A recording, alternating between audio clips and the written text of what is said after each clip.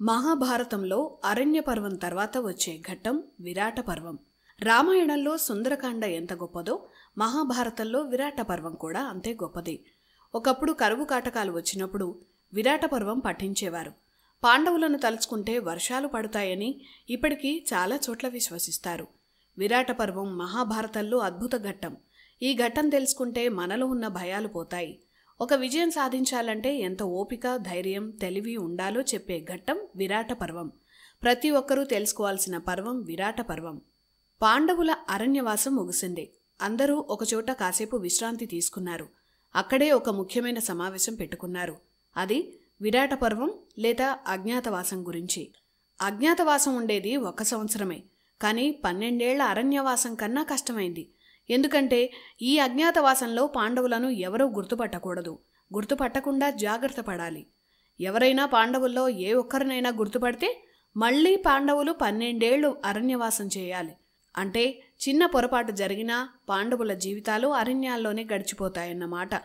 పాండవులపై శకుని, దుర్యోధనుడు అంత కుట్ర చేశారు. పాండవులు అన్ని రాజ్యాలు పరిశోధించిన తర్వాత చివరికి మత్స్యరాజ్యంలో తమ అజ్ఞాతవాసం పూర్తి చేయడానికి నిర్ణయించారు. మత్స్యరాజ్యాన్ని విరాటరాజు పరిపాలిస్తున్నాడు. విరాటరాజుకి పాండవులంటే ఇష్టం. విరాటరాజు భార్య సుదేష్ణ. ఆమె తమ్ముడే కీచకుడు. కీచకుడే ఆ రాజ్యానికి అనధికార చక్రవర్తి. పాండవుల వైపు ఉంటే ఆ విరాట రాజ్యాన్ని దుర్యోధనుడు ఏనాడు పట్టించుకునేవాడు కాదు. అందుకే ఆ రాజ్యాన్ని యుధిష్ఠిరుడు ఎంచుకున్నాడు. ఇప్పటి జైపూర్ ప్రాంతమే నాటి విరాట రాజ్యం అని చెప్తారు. విరాటరాజుకి సహాయకులుగా పాండవులు వెళ్లాలని నిర్ణయించారు. ఎవరికీ తెలియకుండా మారు వేషాల్లో అక్కడికి వెళ్ళాలి. ఆ వేషాలేంటో కూడా ఆలోచించుకున్నారు. ముందుగా యుధిష్ఠిరుడు. అతను విరాటరాజు కొలువులో కంకభట్టు అనే పేరుతో రాజుకి సహాయకుడిగా ఉండాలని నిర్ణయించుకున్నాడు. విరాటరాజుకి పాచికలాట అంటే ఇష్టం. అందుకే అతని సలహాలు, సూచనలు ఇచ్చే పురోహితుడిగా, అలాగే విరాటరాజుకు ఉల్లాసం కలిగించేందుకు పాచికలు ఆడే వ్యక్తిగా కంకభట్టు ఉండాలని ధర్మరాజు అనుకున్నాడు. గతంలో ఇదే పని యుధిష్ఠిరుడి దగ్గర చేసినట్టుగా వారు అరణ్యవాసం వెళ్ళాక తమకు ఉపాధి కోల్పోయి తమ దగ్గరికి వచ్చామని విరాటరాజుకు చెప్పేందుకు ముందుగానే ఒక కథ అల్లుకున్నారు. ఇక రెండోవాడు భీముడు. వ్యాస మహాభారతంలో భీముడి మారుపేరు వల్లవ అని ఉంటుంది. మన తిక్కన మహాభారతంలో ఈ పేరుని వలలుడు అని మార్చారు. నలుడిలాగే భీముడికి వంటలో మంచి ప్రావీణ్యం ఉంది. అందుకే విరాటరాజ్యం వంటవాడిగా చేరుతానని భీముడు చెప్పాడు. దీంతోపాటు కుస్తీ పోటీలతో విరాటరాజుకి ఆనందం కలిగిస్తానని చెప్పాడు.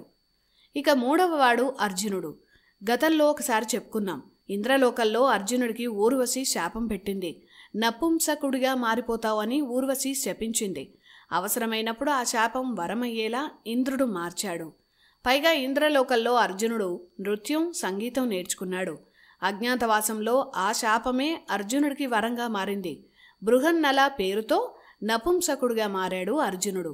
విరాటరాజు కుమార్తె ఉత్తరకు నాట్యం నేర్పే గురువుగా తాను చేరుతానన్నాడు. ఒకప్పుడు తాను ద్రౌపది పరిచారికనని చెప్తానని చెప్పాడు. నాలుగోవాడు నకులుడు. నకులుడు అశ్వవిద్యలో నిపుణుడు. పశువుల వైద్యం కోసం నకులుడు ఒక పెద్ద గ్రంథమే రాశాడు. అలా విరాటరాజు కొలువు గ్రంథిక అనే పేరుతో పశు విద్యా నిపుణుడుగా చేరుతానని అన్నాడు నకులుడు. నకులుడి గ్రంథిక పేరుని తిక్కన రాసిన తెలుగు భారతంలో తామగ్రంథి అని మార్చారు. కానీ వ్యాస భారతంలో గ్రంథిక అని ఉంటుంది. పాండవుల్లో చివరివాడు సహదేవుడు. నకులుడు అశ్వవిద్యలో నిపుణుడు. అలాగే సహదేవుడు గో నిర్వహణలో నిపుణుడు. గోవులకు వచ్చే వ్యాధులు, వాటి నివారణ, పోషణ, వీటిలో సహదేవుడు చాలా గొప్ప నైపుణ్యం ఉన్నవాడు. విరాటరాజు ఆర్థిక వ్యవస్థలో కీలకం గోవులే. తంతిపాల అనే పేరుతో గోపోషణ వృత్తిలో విరాటరాజ్యంలో తాను చేరుతానని సహదేవుడు చెప్పాడు. వీరంతా గతంలో పాండవుల దగ్గర పనిచేసినట్లు ఒక కథను అల్లుకున్నారు. విరాటరాజు కొలువులో పాండవుల పాత్రలు నిర్ణయమైపోయాయి. మరి అతి ముఖ్యమైన పాత్ర మిగిలిపోయింది. ఆ పాత్రే ద్రౌపది. మగవాళ్లు ఎలాగాలోగా సర్దుకుపోవచ్చు. కానీ అత్యంత సుకుమారంగా అంతఃపురాల్లో సకల రాజభోగాల్లో ఉండాల్సిన ద్రౌపది అరణ్యవాసం చేయడం అత్యంత కష్టం. కానీ తన పాతివ్రత్యం నిరూపించుకుంది. ఇప్పుడు విరాటరాజు కొలువు. ఆమె సౌందర్యాన్ని, రాజసాన్ని దాచే మారువేషం చాలా కష్టం. ద్రౌపది విషయంలో పాండవులకు ఏం చేయాలో చాలాసేపు తోచలేదు. అప్పుడు ద్రౌపదే తన పాత్ర గురించి చెప్పింది. నలదమయంతుల కథలో దమయంతి తన అరణ్యవాస కాలంలో ఒక రాజ్యంలో రాణికి సహాయకురాలిగా సైరంధ్రిగా చేరింది. తాను కూడా అదే పని చేస్తానని చెప్పింది. బాగా బతికిన వారు చితికిపోయిన సమయంలో ఆ ఉన్నత జాతికి చెందిన స్త్రీలు చేసే వ్రతం పేరే సైరంధ్రి. అంటే అర్థం రాజ్యంలో రాణులకు సహాయకురాలిగా ఉంటూ చేసే సేవ. ద్రౌపదికి సుగంధ ద్రవ్యాలు కలిపే విద్య తెలుసు. అలాగే పూల అలంకరణలో నైపుణ్యం ఉంది. ఈ రెండూ విరాట రాజ్యంలో రాణికి తాను చేస్తానని చెప్పింది. గతంలో ద్రౌపది దగ్గర తాను పరిచారికనని కథను చెప్తానంది. పాండవులు అరణ్యవాసం చేసినప్పటి నుంచి ధౌమ్య అనే పురోహితుడు వారితోనే ఉన్నాడు. అజ్ఞాతవాస సమయంలో ఆ ధౌమ్యుడిని ద్రుపద రాజ్యానికి పంపారు పాండవులు. సహజంగా క్షత్రియులు కాబట్టి మారువేషాల్లో ఉన్న ఎవరైనా ఏమైనా అనగానే పౌరుషాలు వస్తాయి. వాటిని నియంత్రించుకుంటే ఈ అజ్ఞాతవాసం విజయవంతమవుతుందని ధౌమ్యుడు పాండవులకు సలహా ఇచ్చి ద్రుపద రాజ్యం వైపు బయలుదేరాడు. పాండవులు, ద్రౌపది విరాట నగరం వైపు వెళ్లారు. నగరం బయట ఒక శ్మశానం ఉంది. పాండవుల దగ్గర వారి ఆయుధాలున్నాయి. వాటిని ఎక్కడ దాచాలా అని వారు చూస్తున్నారు. ఆయుధాలను ఒక వస్త్రంలో చుట్టారు. శ్మశానంలో ఉన్న ఒక జమ్మి చెట్టు మీద ఎవరికీ కనిపించకుండా జాగ్రత్తగా ఆ ఆయుధాల మూటను దాచారు. ఇక అందరూ విరాట నగరంలోకి వెళ్లారు. ఇలా విరాట పర్వం ప్రారంభమైంది. అందరూ తమ తమ వేషాల్లోకి మారాక విరాట నగరంలోకి వెళ్లారు. ధర్మరాజు కంకభట్టు అనే బ్రాహ్మణుడు వేషంలో విరాటరాజ కొలువులోకి వెళ్లాడు. ధర్మరాజు మంచి వర్చస్సు కలిగిన వ్యక్తి. ఎవరైనా సరే అతని రూపం చూస్తే నమస్కరించాల్సిందే. కంకభట్టు వేషంలో ఉన్న ధర్మరాజు తేజస్సు చూసి విరాటరాజు ఆశ్చర్యపోయాడు. యుధిష్ఠిరుడు తనను తాను విరాటరాజుకి పరిచయం చేసుకున్నాడు. ఎలా పరిచయం చేసుకున్నాడంటే, నేను యుధిష్ఠిరుడి మిత్రుణ్ణి, నా పేరు కంకభట్టు అని చెప్పి గోత్రనామాలు చెప్పాడు. తాను అక్షవిద్య అంటే పాచికల ఆటలో నిపుణుణ్ణి అని చెప్పాడు. పాండవుల అరణ్యవాసానికి వెళ్ళాక తమ ఉపాధి కూడా పోయిందని, అందుకే తమరి దగ్గర పనికోసం వచ్చానని విరాటరాజుకి యుధిష్ఠిరుడు చెప్పాడు. యుధిష్ఠిరుడు తేజస్సును చూసిన విరాటరాజు ఇలాంటి వ్యక్తి తన సహాయకుడిగా ఉండాలని అనుకున్నాడు. పైగా ధర్మరాజు లాంటి వ్యక్తికి స్నేహితుడు. ఇక మరో ఆలోచన లేకుండా విరాటరాజు కంకభట్టుకి ఆశ్రయం ఇచ్చాడు. అలా విరాటరాజుకి సహాయకుడిగా యుధిష్ఠిరుడు కంకభట్టు అనే మారువేషంలో చేరాడు. యుధిష్ఠిరుడి తర్వాత కాసేపటికి భీముడు విరాటరాజు దగ్గరికి వచ్చాడు. భీముడు తనతో పాటు వంటకవసరమైన గరిటెలు తెచ్చుకున్నాడు. తనని వలలుడు అంటారని తనను తాను పరిచయం చేసుకున్నాడు. వంట తన కులవృత్తి అని, సింహాలు ఏనుగులతో యుద్ధం చేసి రాజులకు వినోదం కలిగించడం తన ప్రవృత్తి అని విరాటరాజుకు చెప్పాడు. వలలుడి వేషంలో ఉన్న భీముడి ఆకారం చూసి విరాటరాజుకి ఆనందం కలిగింది. పాకశాస్త్రంలో తన ప్రావీణ్యతను, కొత్త కొత్త వంటకాల గురించి కూడా విరాటరాజుకి వలలుడు చెప్పాడు. వెంటనే అతన్ని విరాటరాజ్యం వంటశాలకు ప్రధాన వంటగాడిగా చేర్చుకున్నాడు. అలా యుధిష్ఠిరుడు, భీముడు కొలువుగా క్షేమంగా చేరుకున్నారు. వీరి తర్వాత ద్రౌపది విరాటనగరం వీధుల్లోకి వచ్చింది. ఒక ఆలయాన్ని దర్శించి తిరిగి వెళుతున్న మహారాణి సుదేష్ణను ద్రౌపది కలిసింది. విరాటరాజు భార్య సుదేష్ణ. ద్రౌపదిని చూడగానే ఆమె సాధారణ స్త్రీ కాదని సుదేష్ణ గుర్తుపట్టింది. తన వివరాలు చెప్పాలని సుదేష్ణ ద్రౌపదిని అడిగింది. తాను ఒకప్పుడు బాగా బతికిన రాజవంశానికి చెందిన స్త్రీనని, పాండవుల భార్య ద్రౌపదికి స్నేహితురాలనని పాంచాలి చెప్పింది. ప్రస్తుతం పాండవుల అరణ్యవాసంలో ఉన్నందున పని కోసం వెళుతున్నానని వివరంగా తన కథ చెప్పింది. సైరంధ్రి వ్రతంలో ఉన్నందున పూల అలంకరణ, కేశ అలంకరణ లాంటి పనులను రాణివాసంలో చేయగలనని ద్రౌపది తన నైపుణ్యాలను వివరించింది. తన పేరుని మాలిని అని పరిచయం చేసుకుంది. సైరంధ్రి అనేది వృత్తి పేరు. ఒకప్పుడు రాజవంశంలో ఉన్న స్త్రీలు సర్వం కోల్పోతే వారు వేరే మహారాణులకు సేవ చేసే వృత్తిని సైరంధ్రి వ్రతం అంటారు. అజ్ఞాతవాసంలో ద్రౌపది చేసిన పని సైరంధ్రి. తన మారుపేరు మాలిని. ద్రౌపది సౌందర్యం దాగదు. అంతటి అద్భుతమైన కళ ఆమెది. అలాంటి గొప్ప స్త్రీ తన అంతఃపురంలో ఉండాలని సుదేష్ణ అనుకుంది. అలా ద్రౌపదిని తనతో పాటు తీసుకువెళ్ళింది. సుదేష్ణకు మరో అనుమానం వచ్చింది. ఇంతటి సౌందర్య రాశిని తన కోటలో ఉన్న మగాళ్ళ నుంచి ఎలా కాపాడుకోవడం అని. ఇదే సందేహాన్నే ద్రౌపదిని ఆమె అడిగింది. తన భర్తలు గంధర్వులని, తనకు ఆపద కలిగిన వెంటనే వారు ప్రత్యక్షమై తనను రక్షిస్తారని సుదేష్ణకు చెప్పింది ద్రౌపది. కొన్ని చెప్పలేని కారణాల వల్ల తన భర్తలకు తాను దూరంగా ఉండాల్సి వచ్చిందని కూడా ద్రౌపది మహారాణికి చెప్పింది. అప్పుడు సుదేష్ణ ధైర్యంగా ద్రౌపదిని అంతఃపురంలో సైరంధ్రిగా చేర్చుకుంది. అయితే ద్రౌపది తాను కొన్ని నియమాలు పాటిస్తున్నానని, వాటికి అభ్యంతరం పెట్టవద్దని సుదేష్ణను కోరింది. అవేంటంటే, ఎంగిలి పదార్థాలు పెట్టకూడదు, పాదాలు ఒత్తే పని చెప్పకూడదు. వాటికి సుదేష్ణ అంగీకరించింది. ఇలా యుధిష్ఠిర, భీమ అలాగే ద్రౌపది ముగ్గురు విరాటరాజ కొలువులో చేరారు. వీరి తర్వాత విరాట కొలువులో చేరిన వారు నకుల, సహదేవులు. వారిద్దరిలో సహదేవుడు గోపాలకుడి వేషంలో వచ్చాడు. తన పేరు తంతిపాలుడుగా చెప్పుకున్నాడు. అక్కడ గోవులకు వచ్చిన వ్యాధులకు అక్కడే ఔషధాలు తయారు చేసి వాటికి ఉపశమనం కల్పించాడు. అలాంటి వాడు తమ దగ్గర ఉండాల్సిందే అని విరాటరాజు సహదేవుడికి తన గోసంపద నిర్వహణ బాధ్యత అప్పజెప్పాడు. ఇక సరైన పోషణ కల్పిస్తే గుర్రాలు ఎంత వేగంగా పరిగెత్తగలవో చేసి చూపించాడు నకులుడు. తాను పాండవుల అశ్వశాలలో అశ్వ వైద్యుడిగా చేశానని, తన పేరు గ్రంథిక అని చెప్పాడు. అతను కూడా విరాటరాజ కొలువులో అశ్వ వైద్యుడిగా చేరాడు. ఇక అందరికంటే చివరగా విరాటరాజ కొలువుకు వచ్చినవాడు అర్జునుడు. నపుంసకుడి రూపంలో విరాట కొలువుకు వచ్చాడు. తన పేరు బృహన్నల అని చెప్పుకున్నాడు. అన్ని రకాల కళలు, అభినయం వచ్చని, తన వంశవృత్తి ఇదేనని చెప్పాడు. ఎంతోమంది యువరాణులను అద్భుత కళాకారులుగా తీర్చిదిద్దానని తన ప్రతిభ గురించి చెప్పాడు. ఎప్పటినుంచో విరాటరాజు తన కుమార్తె ఉత్తరకు ఒక మంచి నాట్యాచార్యుల గురించి చూస్తున్నాడు. బృహన్నల ప్రతిభను చూశాక అతన్ని నాట్యాచార్యుడిగా నియమించాడు. అలా పాండవులంతా క్షేమంగా విరాటరాజ కొలువులో చేరి గుట్టుగా తమ పనులను చేస్తున్నారు.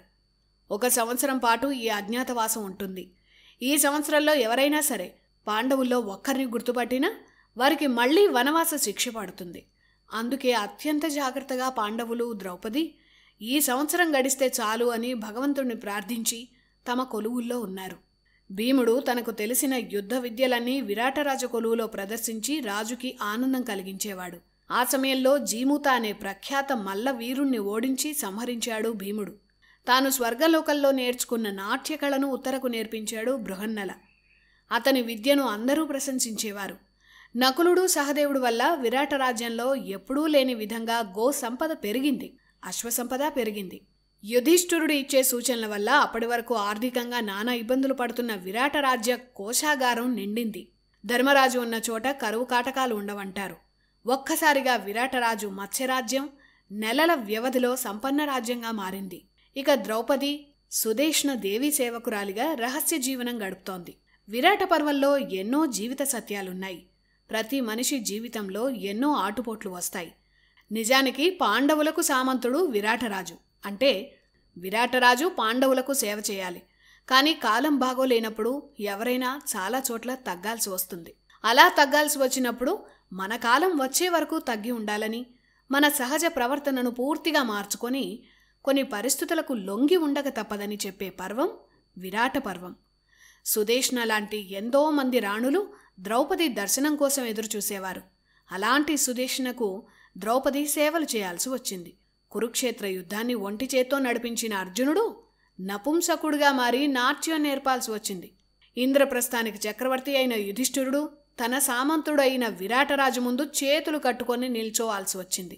మహాబలుడు అయిన భీముడు గరిట తిప్పాల్సి వచ్చింది. రాజుకి ఆనందం కలిగించడం కోసం కుస్తీ ఆటలు ఆడాల్సి వచ్చింది. గొప్ప అందగాళ్ళు, మహావీరులు అయిన నకుల, సహదేవులు గోవులు నివసించే చోట, గుర్రాలు నివసించే చోట పడుకోవాల్సి వచ్చింది. అంటే కాలం మనది కానప్పుడు ఆ కాలం మళ్లీ మనది అయ్యేంత వరకు వేచి చూడక తప్పదనేది విరాట పర్వం చెప్పే నీతి. విరాట పర్వం చదివితే కష్టాలు వచ్చినప్పుడు మనం ఎలా ఉండాలో, ఎవరి దగ్గర ఎలా ప్రవర్తించాలో తెలుస్తుంది. విరాట పర్వం చాలా ముఖ్యమైన జీవిత పాఠం.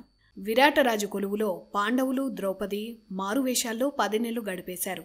ఇంకో నెల గడిస్తే అజ్ఞాతవాసం ముగిసిపోతుంది. ఎలాగైనా ఈ నెలంతా జాగ్రత్తగా గడపాలని ఒక రహస్య సమావేశంలో పాండవులు ఒకరినొకరు అప్రమత్తం చేసుకున్నారు. అంతా సవ్యంగా జరుగుతోందన్న సమయంలో విరాట నగరానికి కీచకుడు వచ్చాడు. ఎవరి కీచకుడు? మహాభారతంలో 5 వీరులు ఒకే నక్షత్రం గ్రహగతుల సమయంలో కొట్టారు. వారు భీముడు, దుర్యోధనుడు, జరాసంధుడు, బకాసురుడు, కీచకుడు. వీరిలో ఎవరు ముందుగా ఒకరిని చంపుతారో మిగిలిన వారిని ఆ ఒక్కడే చంపుతాడు. ఇది విధిరాత. వీరిలో బకాసుర, జరాసంధులను భీముడు సంహరించాడు. మిగిలినది కీచక, దుర్యోధన. కీచకుడికి సింహబలుడిగా పేరుంది. అతను సైన్యంతో వస్తున్నాడనగానే రాజ్యాలు భయపడిపోయేవి. మహాభారత కాలంలో సూతకులానికి చెందిన రాజు కేకయ. అతను మాల్వరాజు కన్యను పెళ్లి చేసుకున్నాడు. కేకయ్య కుమారుడే కీచకుడు. కేకయ్య రాజు రెండో భార్యకు జన్మించిన కుమార్తె చిత్ర. ఆ చిత్రకు మరో పేరు సుదేష్ణ. ఆమె అజ్ఞాతవాసంలో పాండవులకు ఆశ్రమించిన విరాటరాజు భార్య. ఈ సుదేష్ణ దగ్గరే ద్రౌపది సైరంధ్రిగా చేరింది. అలా కీచకుడు, సుదేష్ణ అక్క తమ్ముళ్ళు. మహాభారతంలో విరాట పర్వంలో కీచకుడు కీలక పాత్ర. మరో 2 నెలల్లో అజ్ఞాతవాసం పూర్తవుతుంది అనగా కీచకుడు వచ్చాడు. కీచకుడు వచ్చాక అజ్ఞాతవాసం మలుపు తిరిగింది. సింహబలుడుగా పేరున్న కీచకుడు రాక్షసాంశతో జన్మించినవాడు. మత్స్యరాజ్యానికి సర్వసైన్యాధ్యక్షుడు కీచకుడు. బావ విరాటరాజు, పేరుకే చక్రవర్తి. అతను అంత సమర్థుడు కాకపోవడం వల్ల రాజ్యంలో అధికారం అంతా కీచకుడి చేతుల్లోనే ఉండేది. కీచకుడు తన భుజబలంతో మత్స్యరాజ్యాన్ని విస్తరించాడు. విరాట రాజ్యంలో కీచకుడు చెప్పిందే శాసనం. దుర్యోధనుడిలాగే కీచకుడికి కూడా 100 మంది సోదరులు. కీచకుడి తమ్ముళ్లను ఉపకీచకులు అనేవారు. కీచకుడు అలంకారప్రియుడు, స్త్రీలోలుడు. అతను రాజ్యానికి వస్తే స్త్రీలు భయపడిపోయేవారు. కీచకుడి ఆగడాలను ఆపే ధైర్యం విరాటరాజు కూడా లేదు. అక్క సుదేష్ణ కూడా ఏనాడూ చెప్పలేకపోయింది. ఎందుకంటే కీచకుడు లేకపోతే మత్స్యరాజ్యం బలహీనమైపోతుంది. అందుకే కీచకుడికి ఎదురు లేకుండా పోయింది. విరాటరాజుని కీచకుడు ఏనాడూ గౌరవించలేదు. కానీ అక్క సుదేష్ణ అంటే మాత్రం చాలా అభిమానం. మత్స్యరాజ్యానికి శత్రురాజ్యం త్రిగర్త. త్రిగర్తకు రాజు సుశర్మ. సుశర్మను యుద్ధంలో ఓడించి ఆ విజయోత్సాహంలో కీచకుడు విరాట నగరానికి వచ్చాడు. అక్క సుదేష్ణను కలిసేందుకు అంతఃపురానికి వచ్చాడు. అప్పుడే ద్రౌపదిని చూశాడు. అద్భుత సౌందర్య రాశి అయిన ద్రౌపదిని చూసి మోహించాడు. ఆ క్షణమే కీచకుడికి మరణ శాసనం సిద్ధమైంది. సైరంధ్రి గురించి నేరుగా అక్కనే అడిగాడు. ఆమె భర్తలు గంధర్వులు అని, ఆమె జోలికి పోవద్దని కీచకుడికి ఎన్నో రకాలుగా చెప్పింది. కానీ కామంతో కళ్ళు మూసుకోపోయిన కీచకుడికి అవేవీ పట్టలేదు. పరిచారికగా ఉన్న ద్రౌపది ముందు కీచకుడు నానా వేషాలు వేశాడు. ఆమెను బలవంతం చేయాలనుకున్నాడు, బెదిరించాడు. ద్రౌపది కూడా ఎన్నో రకాలుగా చెప్పి చూసింది. అయినా వినలేదు. సైరంధ్రిని ఒప్పించకపోతే ఈ రాజ్యాన్ని సర్వనాశనం చేస్తానని అక్క సుదేష్ణను బెదిరించాడు. తమ్ముడి అరాచకానికి భయపడిన సుదేష్ణ మధు ఇచ్చే వంకతో ద్రౌపదిని కీచకుడి మందిరానికి పంపించింది.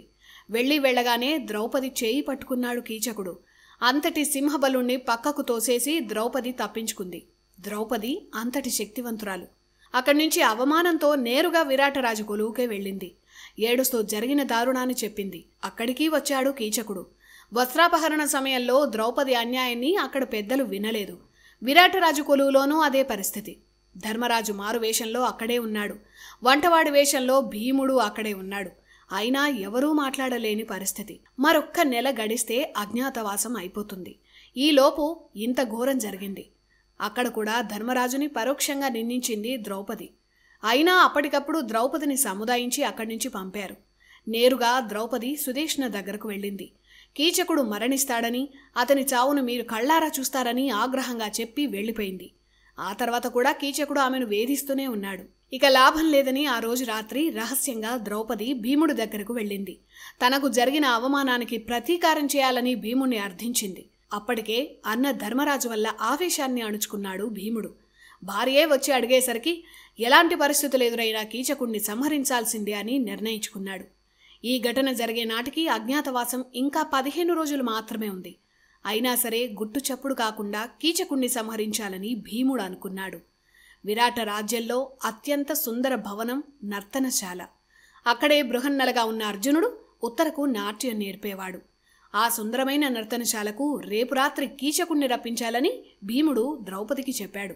ఆ మర్నాడు ఎప్పట్లాగే కీచకుడు ద్రౌపది వెంట పడ్డాడు. కాసేపు బెట్టు చేసినట్టు ద్రౌపది నటించింది.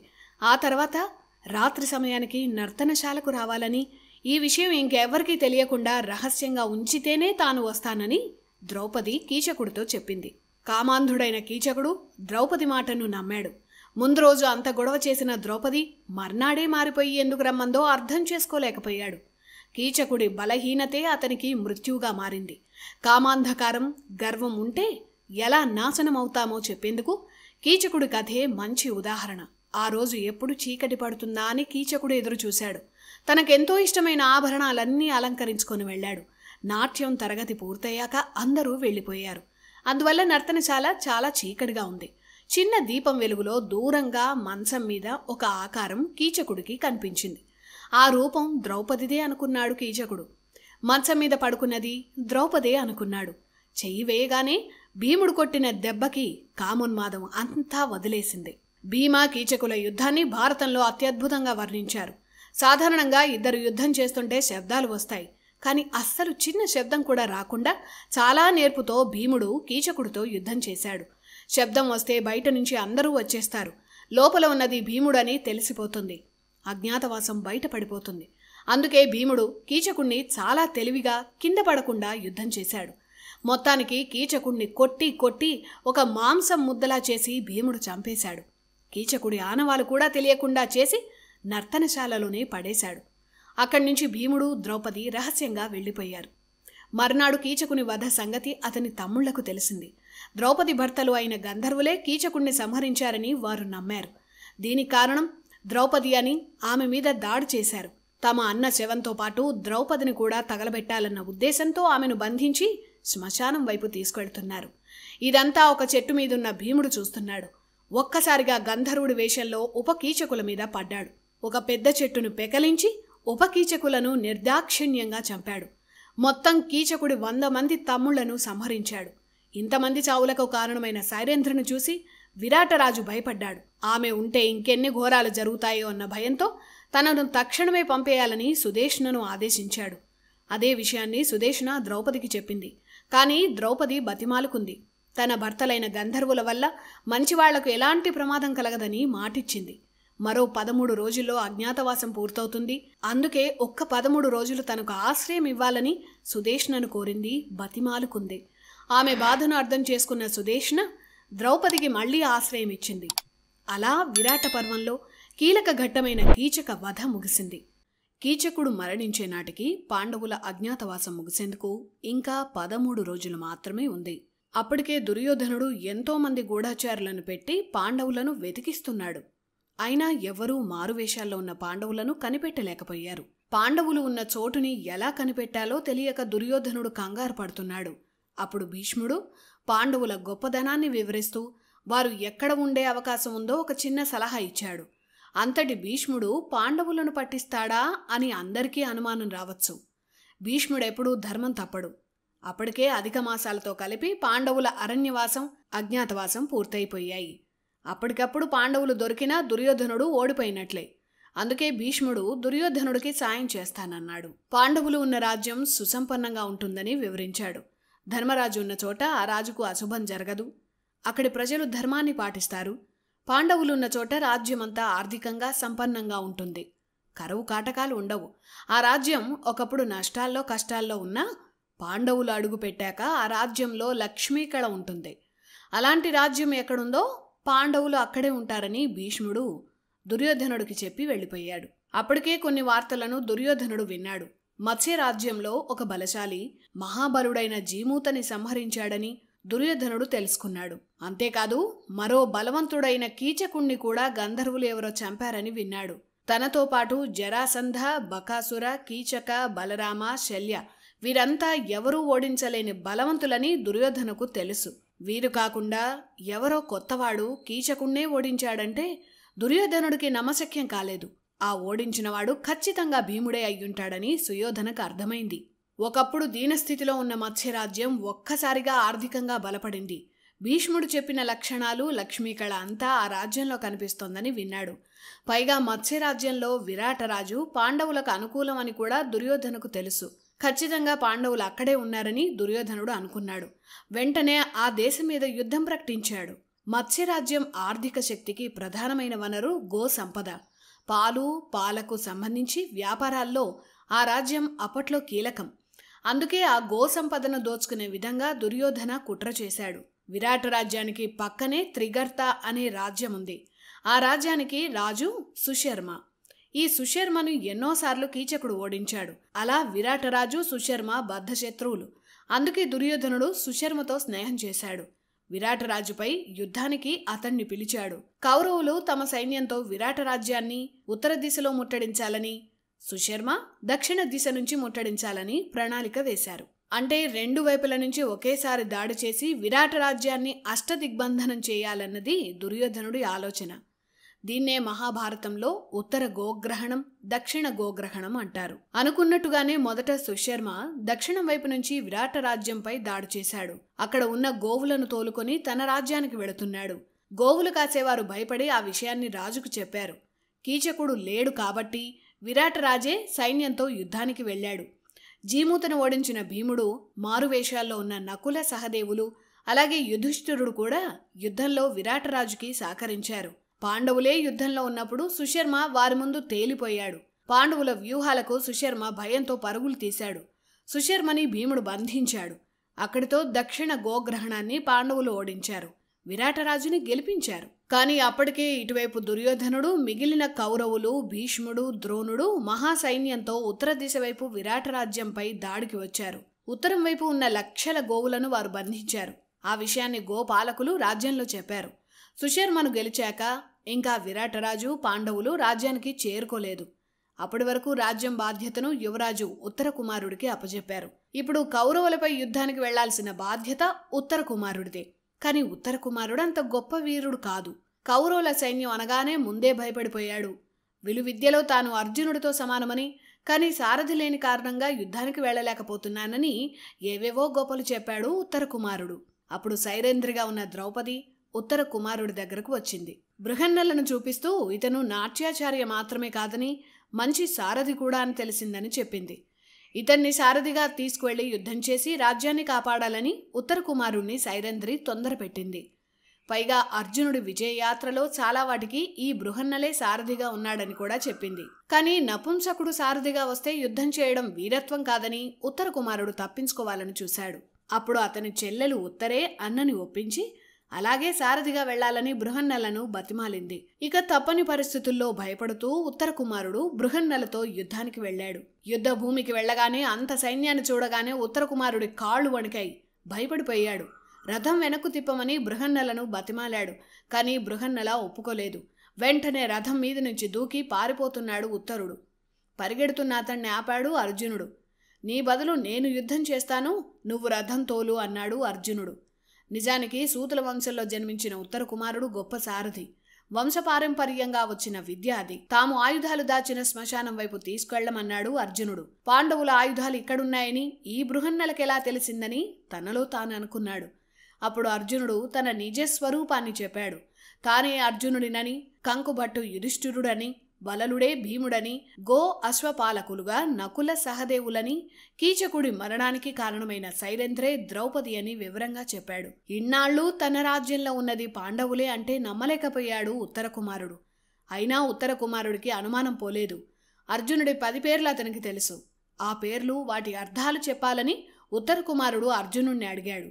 ఆ 10 పేర్లను అర్జునుడు చెప్పాడు. అవి అర్జున, ఫల్గుణ, జిష్ణు, కిరీటి, శ్వేతవాహన, బీభత్స, విజయ, కృష్ణ, సవ్యసాచి, ధనుంజయ. ఇవి అర్జునుడి 10 పేర్లు. అర్జున అంటే స్వచ్ఛత అని అర్థం. ఎప్పుడూ స్వచ్ఛమైన పనులు చేసేవాడు కాబట్టి ఆ పేరు. ఎలాంటి చక్రవర్తినైనా ఓడించగలిగే శక్తి ఉన్నవాడు కనుక ధనుంజయ అనే పేరు. అర్జునుడికి యుద్ధంలో అపజయం లేనందువల్ల విజయ అనే పేరు వచ్చింది. బంగారు అలంకారంతో ఉన్న తెల్లని గుర్రాలు పూంచిన రథాన్ని ఖాండవ దహనం సమయంలో వరుణుడు అర్జునుడికిచ్చాడు. అలాంటి దివ్య రథాన్ని అధిరోహించిన దైవాంశ సంభూతుడు కాబట్టి అర్జునుడికి శ్వేతవాహన అనే పేరు వచ్చింది. పూర్వ ఫల్గుని, ఉత్తర ఫల్గుని నక్షత్రాల సంధికాలంలో అర్జునుడు జన్మించాడు. అందువల్ల ఫల్గుణ అనే పేరు వచ్చింది. ఇంద్రుడి ఆదేశంతో నివాత, కవచ అనే 2 రాక్షసులను అర్జునుడు సంహరించాడు. ఆ విజయానికి బహుమతిగా ఇంద్రుడు అర్జునుడికి ఒక కిరీటాన్ని ఇచ్చాడు. ఇంద్ర కిరీటాన్ని ధరించాడు కాబట్టి అర్జునుడికి కిరీటి అని పేరు వచ్చింది. అర్జునుడు యుద్ధం చేస్తే ఎలాంటి వారికైనా ఎంతసేపైనా చూడాలనిపిస్తుంది. అంత గొప్పగా యుద్ధం చేస్తాడు. అందుకే అతనికి బీభత్స అనే పేరు వచ్చింది. 2 చేతులతోనూ బాణాలు వేయగలడు గనుక అర్జునుడికి సవ్యసాచి అని పేరు వచ్చింది. అలాగే అర్జునుడి శాసనాన్ని ఎవరూ తిరస్కరించలేరు. అందుకే జిష్ణు అని పేరు వచ్చింది. అర్జునుడికి తన తండ్రి పెట్టిన పేరు కృష్ణ. ఎందుకంటే అర్జునుడు చామన ఛాయ రంగులో ఉంటాడు. నలుపుని కృష్ణ అంటారు. మహాభారతంలో కృష్ణ అనే పేరు 3కుంది. అది శ్రీకృష్ణ, అర్జున, ద్రౌపది. 3 అసలు పేర్లు కృష్ణే. ఇలా తనకు ఆ 10 పేర్లు ఎందుకు వచ్చాయో అర్జునుడే ఉత్తర కుమారుడికి చెప్పాడు. వెంటనే ఉత్తర కుమారుడు రథం తీశాడు. ఎప్పుడైతే అర్జునుడు తన నిజ స్వరూపాన్ని ప్రకటించాడో వెంటనే బృహన్నల రూపం పోయింది. అర్జునుడి నిజ రూపం వచ్చేసింది. యుద్ధానికి తాను సిద్ధం అంటూ అర్జునుడు తన శంఖం దేవదత్తాన్ని పూరించాడు. ఆ శబ్దానికి భూమి కంపించింది. యుద్ధానికి వస్తున్నదెవరో కౌరవులకు అర్థమైపోయింది. అర్జునుడిని చూశాక దుర్యోధనుడు సంతోషించాడు. ఎందుకంటే అజ్ఞాతవాసం ముగియక ముందే పాండవులు దొరికారని అనుకున్నాడు. మళ్లీ వారికి అరణ్యవాసం తప్పదని సంబరపడ్డాడు. కానీ అతని లెక్క తప్పని భీష్ముడు గుర్తు చేశాడు. అధిక మాసాన్ని కూడా కలిపితే పాండవుల అజ్ఞాతవాసం ముగిసి ఇప్పటికే 5 నెలలైంది. అధిక మాసాలు తీసేసినా కూడా అజ్ఞాతవాసం ఎప్పుడో ముగిసిపోయింది. పాండవుల అరణ్య అజ్ఞాతవాసాలు విజయవంతంగా ముగిశాయని భీష్ముడు చెప్పాడు. అయినా యుద్ధం చేయాల్సిందే అని దుర్యోధన, కర్ణులు పట్టుబట్టారు. వారి మూర్ఖత్వానికి వారే బలవుతారని అనుకుని భీష్మ, ద్రోణులు యుద్ధాన్ని మొదలుపెట్టారు. అర్జునుడి ధాటికి దుర్యోధన సేనలు భయపడ్డాయి. ఆ యుద్ధంలోనే కర్ణుడి తమ్ముడు సంగ్రామజిత్తుని అర్జునుడు సంహరించాడు. అక్కడే ఉన్న భీష్మ, ద్రోణుల వంటి పెద్దలకు తన బాణం వల్ల గాయాలు తగలడం అర్జునుడికి ఇష్టం లేదు. అందుకే సమ్మోహనాస్త్రాన్ని ప్రయోగించాడు. సమ్మోహనం అంటే మత్తులో ముంచడం. ఆ అస్త్రానికి కౌరవ సేనలన్నీ మత్తులో మునిగి పడిపోయాయి. యుద్ధానికి ముందు ఉత్తర కుమారుడు తన చెల్లికి ఒక మాటిచ్చాడు. కౌరవుల తలపాగల్లో కుచ్చులను బహుమతిగా ఇస్తానని ప్రగల్భాలు పలికాడు. కాని అర్జునుడి వల్ల ఉత్తర కుమారుడికి ఆ మాట నెరవేరింది. వెళ్ళి కౌరవుల తలపాగ కుచ్చులు తెచ్చి ఉత్తరకు ఇమ్మని చెప్పాడు. ఒక్క భీష్ముడి దగ్గరకు మాత్రం వెళ్ళొద్దని చెప్పాడు. ఎందుకంటే భీష్ముడిపై ఎలాంటి అస్త్రాలు పనిచేయవు. అలా ఉత్తర కుమారుడు కౌరవుల కుచ్చులు తీసుకొని అర్జునుడి దగ్గరకు వచ్చాడు. ఇద్దరూ విరాట నగరం వైపు వెళ్ళిపోయారు. అవమాన భారంతో కౌరవులు వెనక్కు వెళ్లారు. ఆ విజయాల ఆనందంతో విరాటరాజు పాచికలు ఆడాలని కంకుభట్టుని పట్టుబట్టాడు. అతి ఆనందంలోనూ అతి ఉద్రేకంలోనూ జూదం ఆడకూడదని కంకుభట్టు ఎంత చెప్పినా విరాటరాజు వినలేదు. పాచికలాడుతూ తన కుమారుడైన ఉత్తరుడు కౌరవులను ఓడించాడని పదే పదే అంటుంటే అతని ప్రతాపం కాదని, బృహన్నల లేకపోతే ఉత్తరుడు గెలిచేవాడు కాదని అన్నాడు కంకుభట్టు. కుమారుణ్ణి అవమానించాడన్న కోపంతో విరాటరాజు పాచికలను కంకుభట్టు మీదకు విసిరేశాడు. తలపై దెబ్బ తగిలి ధర్మరాజుకి రక్తం వచ్చింది. ధర్మరాజు రక్తం నేల మీద పడితే అరిష్టం. అప్పుడే అటుగా వెళుతున్న సైరంధ్రి ఈ ఘటనను చూసింది. పరుగున వచ్చి ధర్మరాజు నుదుటి నుంచి కారుతున్న రక్తపు చుక్కలను నేల మీద పడకుండా ఒక బంగారు పాత్రలో పట్టింది. సరిగ్గా అప్పుడే ఉత్తర కుమారుడు కూడా వచ్చాడు. కంకుబట్టే ధర్మరాజు అని అతనికి తెలుసును గనుక విరాటరాజుపై ఆగ్రహించాడు. ఆ మహానుభావుడికి తండ్రితో క్షమాపణ చెప్పించాడు. కౌరవులపై విజయం తనది కాదని, మహావీరుడైన అర్జునుడి వల్లే అది సాధ్యమైందని జరిగిన కథంతా చెప్పాడు. ఆ మర్నాడు విరాటరాజు కొలువులో పాండవులు, ద్రౌపది తమ నిజ స్వరూపాలతో సింహాసనాలపై కొలువుదీరారు. వారందరినీ విరాటరాజు ఘనంగా సత్కరించాడు. వారితో బంధుత్వం ఉండాలని కోరుకున్నాడు. విరాటరాజు తన కుమార్తె ఉత్తరను అర్జునుడికిచ్చి వివాహం చేయాలని అనుకున్నాడు. కానీ ఉత్తర అర్జునుడికి శిష్యురాలు కనుక కుమార్తెతో సమానం. కోడలు కూడా కుమార్తెతో సమానం కాబట్టి తన కుమారుడు అభిమన్యుడికి ఉత్తరనిచ్చి వివాహం చేయాలని విరాటరాజును కోరాడు అర్జునుడు. పాండవులు అరణ్యవాసంలో ఉన్న సమయంలో అభిమన్యుడు మేనమామ శ్రీకృష్ణుడి దగ్గర ఉన్నాడు. అలా మత్స్యరాజ్యానికి శ్రీకృష్ణుడి కుటుంబం అంతా తరలివచ్చింది. అభిమన్యు, ఉత్తరల పెళ్లి మత్స్యరాజ్యంలో వైభవంగా జరిగింది. ఇక్కడితో పాండవుల అజ్ఞాతవాసం పూర్తయింది. అలాగే మహాభారతంలో కీలకమైన విరాట పర్వం పూర్తయింది. విరాట పర్వం తర్వాత ఘట్టం ఉద్యోగ పర్వం. ఉద్యోగ పర్వంలో ఏం జరిగిందో నెక్స్ట్ ఎపిసోడ్లో తెలుసుకుందాం.